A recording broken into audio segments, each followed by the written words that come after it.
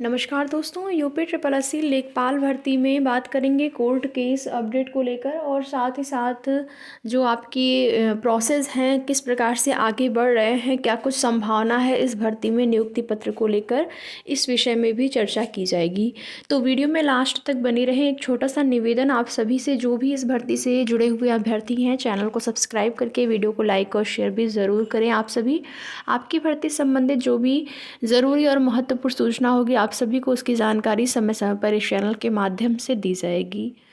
तो UP triple SC से लेखपाल भर्ती में आजीविका वाले प्रश्न को वापस लेने के लिए, जो ये रिट आजीविका वाले प्रश्न पर पड़ी हुई थी, उसको वापस लेने के लिए, उस रिट को वापस लेने के लिए जो है आवेदन किया गया था और आज की डेट लगी हुई है। आज ये मामला आपका जो है डिस्पोज्ड हो जाएगा, पूरी संभावना है। जो भी केस या जो भी रिट वापस लिए जाते हैं उससे जो है कोई भी प्रभाव नहीं पड़ेगा आपकी भर्ती में। वापस लेने के लिए आवेदन अगर किए गए हैं तो फिर 100% आप मानिए कि वो मामला डिस्पोज्ड ही है। लेकिन जो मामले अभी तक निस्तारित नहीं हो पाए हैं, जैसे कि आपका विंध्याचल वाला प्रश्न है, जो कि जिसमें कि 13 मार्च को सुनवाई होने वाली है, चूँकि उसमें अभी एक भी सुनवाई, एक भी दिन जो है बहस नहीं हो पाई है, सुनवाई नहीं हो पाई है, तो उस मामले का जो डिसीजन है वो जानना बहुत ज़्यादा ज़रूरी हो जाता है सभी के लिए, आप जो भी इस भर्ती से जुड़े हुए अभ्यर्थी हैं। लेकिन इसका मतलब ये बिल्कुल नहीं है कि कुछ उससे आपको समस्याएँ होंगी। हाँ, बस ये जो ऑर्डर आया हुआ है वो आपको जानना ज़रूरी है। तो 13 तारीख तक का उसके ऑर्डर के लिए आप सभी का को वेट करना होगा। 13 मार्च को सुनवाई की डेट लगी हुई है और उसमें जो आपके याची हैं, याचिकर्ता जिन्होंने रिट दायर की हुई है, उनके द्वारा जो है काउंटर एफिडेविट लगा दिया गया है, यानी कि याची की तरफ से जवाब लगा दिया गया है। तो इससे ये चीज़ें स्पष्ट हो रही हैं कि 13 तारीख को आपकी सुनवाई हो जाएगी। देखिए, कभी कभी ऐसा होता है कि मामला अगर लेट लगा हुआ है, यानी कि सीरियल नंबर अगर ज़्यादा पर लगा हुआ है, तो फिर सुनवाई की संभावना कम हो जाती है, या फिर काउंटर नहीं लगाया गया है कि किसी के भी तरफ से, याची पक्ष की तरफ से हो, या फिर जो आपका आयोग है जिसको जवाब लगाना है, अगर काउंटर नहीं लगा होता है, जवाब नहीं लगा होता है, तो उस स्थिति में ये हो सकता है कि उस डेट पे सुनवाई ना हो।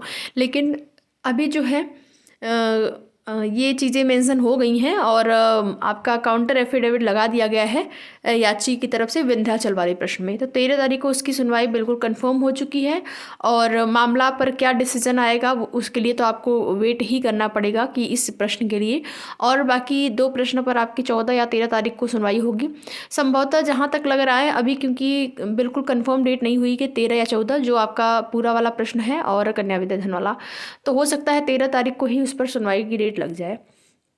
बाकी आप देखेंगे कल की डेट में, यानी कि 5 तारीख को आपको एक लेटर जो है देखने को मिला, आप सभी ने देखा होगा। वो लेटर जो है सभी मंडल को जो है प्रेषित किया गया था आपके राजस्व परिषद विभाग से, कि कितने जो अभ्यर्थी हैं अलग अलग जो है मंडलों में, कितने लोगों ने जो है ज्वाइनिंग कर ली थी, जो भी प्रक्रियाएं आगे की थी, उन सभी चीज़ को लेकर जो है एक लेटर जारी किया गया था। फिर देखेंगे अलग अलग ज़िलेवार, एक गोरखपुर जो तहसील से जो है लेटर जारी हुआ था, गोरखपुर के अलग अलग 2-3 तहसीलों से। तो इस प्रकार से जो कार्य हैं वो देखने को मिल रहे हैं, वहाँ से ये चीज़ें स्पष्ट हो रही हैं कि कहीं ना कहीं प्रक्रिया जो है आपकी प्रारंभ है और उस पर कार्य चल रहे हैं, उसको लेकर आपको परेशान नहीं होना। जैसे कि एक अभ्यर्थी का कमेंट आया हुआ था, उन्होंने ये कहा कि अब जो है चुनाव बाद ही कुछ हो सकता है, या चुनाव के बाद ही होगा, उससे पहले कोई संभावना नहीं है। तो देखिए, ऐसा नहीं है कि चुनाव बाद ही होगा। जब ज्वाइनिंग लेटर वितरण समारोह करना होगा तो फिर निर्वाचन आयोग से परमिशन लेकर ही समारोह होता है। लेकिन यहाँ पर ज़रूरी नहीं है कि जो है समारोह करना ही हो, बिना समारोह के भी जो है नियुक्ति पत्र दिया जा सकता है अभ्यर्थियों को। और अगर अभ्यर्थियों के हित में अगर कहें, देखिए, कोर्ट का जो मैटर है वो निस्तारित करवाना जो है आयोग, और जो कुछ मैटर है जो कि देखेंगे कि वापस भी लिए जा रहे हैं, कुछ रिट वापस भी लिए जा रहे हैं, लेकिन जो मैटर अभी तक निस्तारित नहीं हुए हैं वो मैटर अगर निस्तारित हो जाते हैं, सुप्रीम कोर्ट में 22 तारीख को आखिरी सुनवाई के बाद अगर स्टे हट जाता है, तो फिर ज़रूरी नहीं है कि सरकार नियुक्ति पत्र वितरण समारोह के माध्यम से ही लेखपालों को नियुक्ति पत्र दे।